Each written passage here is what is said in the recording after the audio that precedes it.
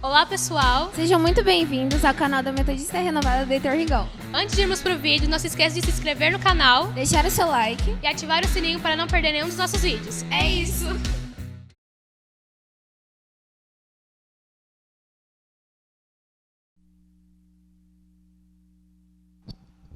Bom dia a todos, a paz do Senhor, amém? Deus abençoe vocês, nós estamos aqui mais uma vez, com o nosso culto online, devido às restrições que foram impostas pelo prefeito da cidade. E hoje nós vamos fazer então o nosso culto com a transmissão direta aqui pelo YouTube. E você pode dar o seu joinha, depois ativar o seu sininho para as próximas publicações. E também vamos ter o chat, caso você tenha alguma dúvida, necessite de alguma coisa, a gente vai estar respondendo o chat para você também, tá bom? Deus abençoe você, seja bem-vindo e vamos meditar na palavra conosco hoje, em nome de Jesus. Eu vou ler um versículo que encontra-se em Colossenses, capítulo 1, o versículo 24 em diante. O apóstolo Paulo, quando escreve ao Colossos, ele orienta eles e também ensina acerca do conhecimento de Cristo, e fala assim o versículo: Regozijo-me agora no que padeço por vós, e na minha carne cumpro o resto das aflições de Cristo, pelo seu corpo, que é a igreja, do qual eu estou feito ministro, segundo a dispensação de Deus, que me foi concedida para convosco, para cumprir a palavra de Deus. O mistério que esteve oculto desde todos os séculos e em todas as gerações, e que agora foi manifesto aos seus santos, aos quais Deus quis fazer conhecer quais são as riquezas da glória deste mistério entre os gentios, que é Cristo em vós, a esperança da glória. Amém? Vamos fazer uma oração. Pai Santo, em nome de Jesus, nós te agradecemos pela palavra, pela oportunidade de estarmos na tua presença, por tudo que o Senhor tem feito por nós, pela nossa casa e pela nossa família. Pedimos que o Senhor continue derramando as tuas bênçãos sobre nós, guardando as nossas vidas e tocando nos nossos corações através da tua palavra e alcançando assim, Senhor, a tua igreja e edificando ela para fazer a tua obra com poder e autoridade em nome de Jesus. Amém. Amém? Essa epístola aos Colossos foi escrita por Paulo, a igreja de Colossos, e ela foi escrita pelos anos praticamente de 60 a 62 depois de Cristo. E nessa época os membros da igreja enfrentavam algumas dificuldades que são semelhantes até algumas dificuldades que nós enfrentamos hoje. Que parte dessa epístola também ela reside e expõe o que é falso ao mesmo tempo. E hoje nós vamos falar sobre sobre essa epístola, tentar esboçar um pouco sobre o que Paulo queria transmitir à sua igreja e trazer uma lição que nós possamos tirar e podemos tirar para os dias de hoje também.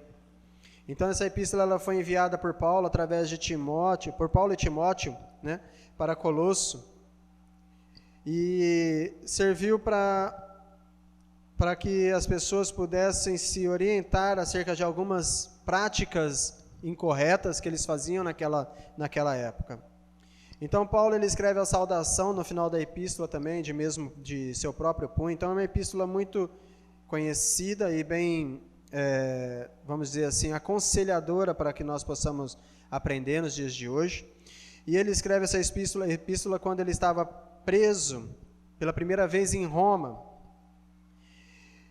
E provavelmente ele também escreveu nessa mesma época a epístola de Filipenses, Efésios e a de Filemão também. Essa epístola foi escrita aos santos de Colossos, que hoje atualmente é a Turquia.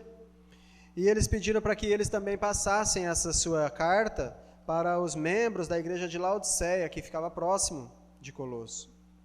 E ele escreve essa epístola após uma visita do evangelista Epáfras à igreja. Epáfras disse a Paulo que Colosso estava cometendo um grave erro, porque eles pensavam ser melhores do que outros membros de outras regiões, outros cristãos. Por quê? Porque eles observavam algumas ordenanças exteriores, como abster-se de certos prazeres e prestarem, um exemplo, culto aos anjos, Eles julgavam também que entendiam todos os mistérios do universo, melhor do que os outros membros da igreja. Então, em sua carta, Paulo censura, ensinando que a redenção é obtida através de Cristo e que devemos servi-los, que devemos ser sábios e também servi-los com sabedoria. Então, essa epístola ela tem muito a ver com os dias de hoje, porque nós vemos muito disso entre nós cristãos, né? Quando olhamos pessoas de outras denominações, achamos que a nossa denominação é uma igreja melhor que a dele, e às vezes eles pensam a mesma coisa de nós também. E às vezes nós nos encontramos nesse mesmo pensamento de Colosso, da igreja de Colosso.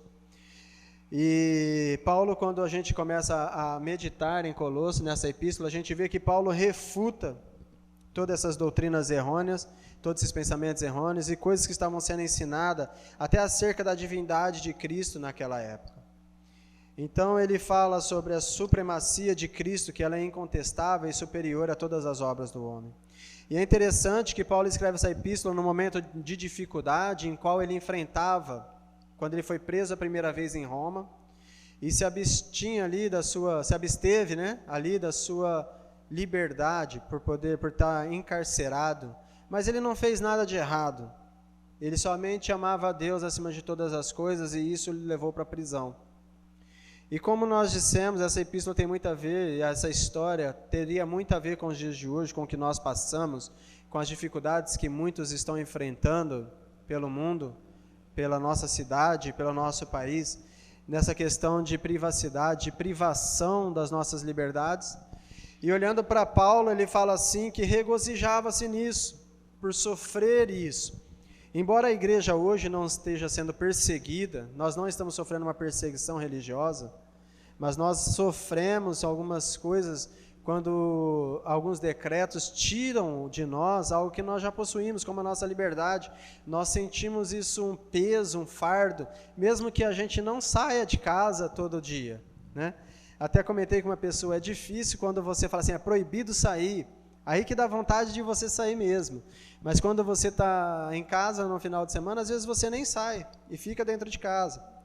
Então Paulo ele escreve essa carta quando ele está no momento de luta, de dificuldade, de adversidade na sua vida. E a coisa que ele escreve, nesse versículo que nós lemos, no versículo 24, é de alegrar-se porque ele estava padecendo na carne, cumprindo na carne dele o resto das aflições de Cristo e pelo corpo de Cristo, que é a igreja. Ou seja, Paulo estava sendo perseguido pelo propósito, pelo corpo, pela igreja de Cristo, que Cristo havia chamado ele para isso. Então ele estava feliz, estava alegre, estava regozijando, alegrando-se, mesmo em cárcere. E nós, às vezes, por passarmos alguns momentos de privações, nos entristecemos, começamos a perguntar entre nós mesmos onde Deus está, o que Deus faz, como os próprios gentios às vezes têm feito isso, indagando e apontando para a igreja, falando assim, olha, por que vocês não se curam, já que tem cura neste lugar, por que você não cura? Mas essas palavras são as mesmas palavras que foram direcionadas para Cristo quando eles estavam sendo crucificados. Quando as pessoas olhavam para ele e falavam assim, olha, você libertou os outros, liberte a si mesmo. Então nós não somos nada melhor do que ele, o próprio Cristo falou assim, que no mundo nós seríamos perseguidos e odiados. Por quê? Porque o mundo primeiro odiou a ele. E nós temos que entender que nós como igreja não temos nada nesse mundo, não temos nada desse mundo que possa nos atrair ou que nos atraia. Nós não temos nada que esse mundo, ou melhor dizendo, esse mundo não tem nada que possa oferecer a nós, que somos a igreja de Cristo nos dias de hoje. E temos que ser como o apóstolo Paulo, mesmo com essa dificuldade, nos alegrar, se alegre, regozija, tenha no seu coração essa certeza de que Cristo chamou você para ser igreja, não para ir à igreja, mas para ser a igreja. Independente do lugar que você esteja ouvindo essa mensagem, independente da hora que você estiver ouvindo essa mensagem, mas Cristo chamou você para ser igreja, se alegre nisso, mesmo com as suas privações. Como eu falei, a gente não está passando por perseguição nenhuma, e no Brasil dificilmente, né, nós podemos falar assim, vemos hoje que dificilmente alguns cristãos passariam por tais provações, de perseguição, porque nós vemos até mesmo pessoas cristãs que apoiam o fechamento de tudo, de igrejas, e isso aí vai da consciência de cada um. Eu sou a favor de que a igreja permaneça aberta.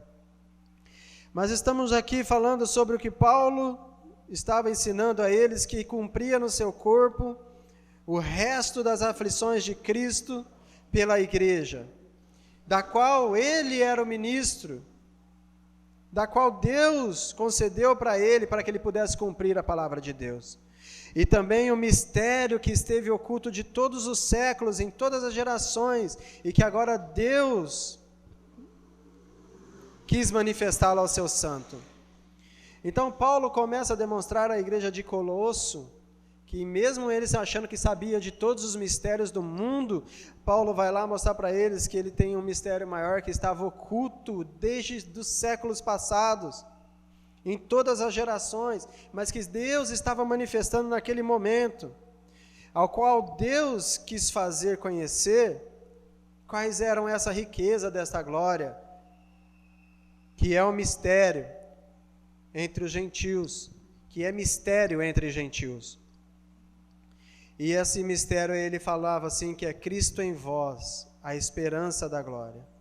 Então essa palavra demonstra que Paulo traz a eles uma revelação de que Cristo habitava neles, e era isso o suficiente para que eles se alegrassem, para que eles se regozijassem, para que eles pudessem ter o entendimento de que Deus havia salvado os gentios também naquele momento. Havia aberto as portas para que nós, que não fazíamos parte do plano da salvação, da linhagem, vamos dizer assim, né, da salvação, pudéssemos ser salvos através do sacrifício da cruz de Cristo, através do sangue derramado no Calvário. Mas ele vai além, porque ele fala assim, olha, qual é o mistério entre o gentio, que é o que? Cristo em vós, a esperança da glória. O mundo não tem nada para nos dar, o mundo não tem nada para nos oferecer, nós não temos nada a ver com o mundo de hoje. O que nós temos é Cristo, o que nós precisamos é de Cristo, e o que nós temos que buscar é de Cristo, é Cristo todos os dias. E é essa esperança, e é esse o desejo que tem que arder no nosso coração todos os dias, para que possamos ver e ter, através da fé, essa esperança de que Ele habita em nós, e Ele é a esperança de algo maior do que aquilo que nós possamos pensar ou planejar aqui nesse mundo. Ele é a esperança da glória. Foi o próprio Cristo que falou em João 14, eu vou preparar-vos lugar, e quando eu preparar-vos lugar, voltarei para vocês. É a esperança que nós devemos ter no momento de dificuldade, aonde muitas pessoas se desesperam, não sabem mais o que fazer, choram, lamentam, mas nós como os cristãos devemos nos alegrar nesse momento de que Cristo habita em nós, de que o Espírito Santo, Cristo através do Espírito Santo habita em nós, e essa é a esperança da glória, da promessa que Ele fez para nós, que essa é a convicção, a esperança que Ele nos dá, de que Ele voltará para a tua igreja, para resgatar aqueles que são seus e nos livrar de toda a opressão, seja ela de restrições humanas, demoníaca, livrar na nossa carne de todo jugo, de todo pecado, de sermos transformados. Essa esperança que nós temos que alimentar todos os dias, de sabermos que nós estamos vivendo em um mundo, numa pandemia, e que mesmo que a nossa casa venha a ser atingida, e que venhamos a padecer ou falecer dessa doença ou de qualquer outra enfermidade, nós temos a esperança de estarmos com Cristo, aleluia. Nós temos a esperança de estarmos com Ele na glória. Cristo habita em nós, e é essa a maior esperança e a expectativa que nós devemos ter todos os dias. Não ficar pensando quando vai acabar isso, quando será que nós vamos poder sair e ter uma vida normal. Nós temos que alimentar a esperança de um dia melhor, e mesmo que esse dia não seja aqui, será na glória com o Pai, na glória com Cristo. É isso que Paulo orientava a igreja em Colossa, né? Para que eles mantivessem a esperança da glória. E a esperança, ela tem um significado de convicção, uma expectativa confiante de que coisas boas estão por vir. É usada a palavra em hebraico tikvá, e ela também representa, essa palavra também é utilizada para traduzir por corda. A esperança é algo que nos liga como uma corda a Deus. Esperança significa confiança de que algo bom irá acontecer. A esperança, ela se baseia na possibilidade de um desejo que ele se torne realidade. Nós não somos chamados de cristãos ou de crentes porque nós vivemos como o mundo manda que a gente vive, mas porque nós temos uma expectativa, uma fé, porque nós acreditamos, como diz Hebreus, né, em coisas que ainda há de vir, porque a fé chama a existência dessas coisas, e a esperança que nós temos é de que essas possibilidades elas venham se tornar realidade, como a volta do Messias para a tua igreja, como a cura de uma doença para a nossa vida, para a nossa alma, para o nosso corpo, para a nossa família, para a nossa casa e para a sua família. É uma esperança de que algo melhor vai acontecer e de que tudo isso vai passar, de que tudo, como diz a própria palavra de Deus, passará, mas a palavra dele permanece e a palavra dele permanecerá. É a esperança de que mesmo, como a gente falou aqui, que nós venhamos a perder a nossa vida neste mundo, nós entraremos e encontraremos com o Senhor, como foi no dia de hoje a morte do cantor Lázaro, né? Que estava internado e infelizmente veio a falecer, mas é uma esperança, me desculpe, foi ontem, né? É uma esperança de que ele hoje já está com o Pai nos seios de Abraão. Amém? Então é essa convicção que a gente tem, nós somos chamados para viver de acordo com aquilo que Cristo chamou a igreja para viver. Paulo estava feliz no momento de maior dificuldade, se alegrando nas suas cadeias, na sua perseguição, por poder carregar no seu corpo o sofrimento da igreja.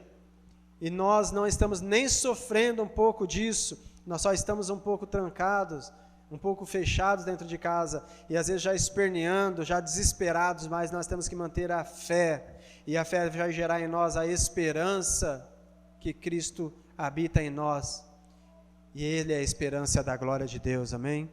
Ele é a esperança que nós tanto ansiamos, Ele é a esperança de algo maior do que aquilo que nós vemos e obtemos neste mundo. Ele é a esperança de que nós seremos transformados, da onde nosso corpo será transformado com Ele, de estarmos naquele lugar onde Apocalipse fala que Ele enxugará do nosso rosto toda lágrima. Lá não haverá mais dor, não haverá mais luto, não haverá tristeza, porque o próprio Senhor enxugará do rosto do seu povo todas lágrimas. É isso que nós temos que entender, olha, que nós temos uma dificuldade, nós passamos por uma dificuldade, como eu disse, embora não seja uma perseguição, mas nós temos a esperança de que isso há de passar e de que, caso isso venha atingir a nossa família, a nossa casa, nós temos um lugar preparado, um edifício preparado lá com Deus, nos céus. Nós estamos aqui nessa terra para fazer a sua obra, para levar o seu evangelho às pessoas, para pregar a mensagem da cruz, para poder anunciar e avisar as pessoas que o dia do Messias, o retorno do Senhor virá, para pregoar o arrependimento a todos aqueles que ainda não conheceram a verdade de Cristo. Mas tenha isso no seu coração, a fé, a esperança e a certeza de que maior é aquele que está em você do que aquele que está no mundo. E é isso que nós devemos ter, olha, é Cristo em nós, Cristo em vocês, a esperança da glória, é Cristo habitando dentro de nós, é Cristo se envolvendo conosco numa forma de podermos orar e ser ouvidos por Ele, de entrar diante dos santos do santo, com Cristo, nosso sumo sacerdote, aquele que pagou pelos nossos pecados e pelos nossos erros. Nós podemos entrar então na sua presença e clamar, Abba, Pai, e clamar como igreja, Senhor, nós estamos aqui. É isso que traz a esperança para nós mantermos a nossa alegria no nosso coração. É isso que nós necessitamos para manter a alegria do nosso coração, a esperança de que tudo aquilo que Cristo prometeu para nós há de se cumprir, a esperança de que tudo aquilo que Cristo falou para nós está se cumprindo nos dias de hoje. Então nós devemos fazer o que Ele também mandou que fizéssemos. Vigie, orem, porque ainda não é o final, como Ele disse, né? São os princípios das dores. Então que nós possamos ter essa esperança. Eu quero que você tenha essa esperança de que tudo o que você passa nesse momento, de que tudo que você está passando no dia de hoje, toda dificuldade que você tem enfrentado, Deus tem um plano melhor para nós, para a nossa vida. Um futuro mais bonito, vamos dizer assim, um futuro mais lindo, onde as pessoas poderão ver que Ele sempre esteve conosco, que Ele sempre cuidou de nós. E eu quero que você desperte no seu coração essa esperança, essa fé, essa convicção de que Deus está com você, independente do caos, amém? Independente da fornalha que está acesa, Deus está com você. Independente do momento que você passa, do barco está no alto mar e os ventos batendo no barco, Cristo está com você. E Ele diz para nós, não temas, eu estou contigo até a consumação dos séculos. Amém? Essa é a mensagem que eu vou deixar para você no dia de hoje. Que você possa então ter essa esperança, orar por essa esperança e acreditar nisso, para que você possa ver as grandes obras que Deus há de realizar na sua vida e através da sua vida, amém? Vamos fazer uma oração. Nós te agradecemos, ó Pai, por mais uma vez estarmos na Tua presença, e hoje aqui nessa Tua presença nós clamamos a favor do Teu povo, da Tua igreja, da cidade em que congregamos, do país aonde moramos, para que o Senhor tenha misericórdia de nós, estenda as Tuas mãos, e que o Senhor possa visitar pessoas, ó Pai, que estão passando por momentos de depressão, de angústias, de necessidade, e colocar no seu coração, ó Pai, a esperança de coisas de dias melhores, de um futuro onde o Senhor enxugará do nosso rosto toda a lágrima. Nós pedimos que o Senhor venha abençoar a Tua igreja, o Teu povo, venha abençoar a Tua casa, os Teus filhos, e guardar as nossas vidas de todo mal, de todo laço, de tudo aquilo que não pertence e não provém de Ti, ó Pai.